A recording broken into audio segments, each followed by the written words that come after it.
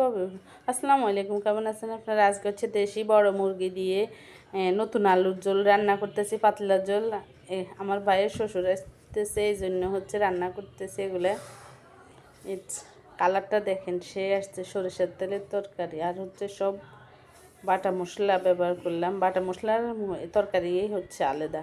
আমার তরকারি কষানোর পরে আমি আলু দিয়ে দিছি, পানি দিছি, ওটা হচ্ছে দেখাই না গরম পানি। এখন হচ্ছে তরকারিগুলো একটু নামাই নিব, কাঁচামরিচ দিয়ে দিলাম, আর হচ্ছে ভাজা হচ্ছে ধনের জিরার গুঁড়া, এগুলো দিয়ে দিব আর কি।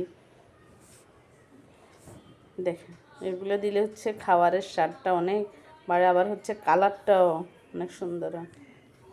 তো আমার রান্না শেষ, মুরগির মাংস রান্না করলাম আজকে আমার তার জন্য।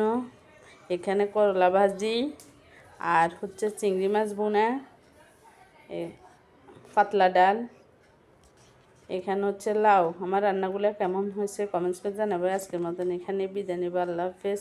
সাদা ভাত তো আসছে, এটার সাথে তরকারিটার কালারটা দেখেন, সেই আসছে একবারে হাত দিয়ে মাখাই অনেকক্ষণ পর্যন্ত, পরে তরকারিটা বসাইছি আমি। সব বাটা মশলা ফাটাই, আল্লাহ হাফেজ।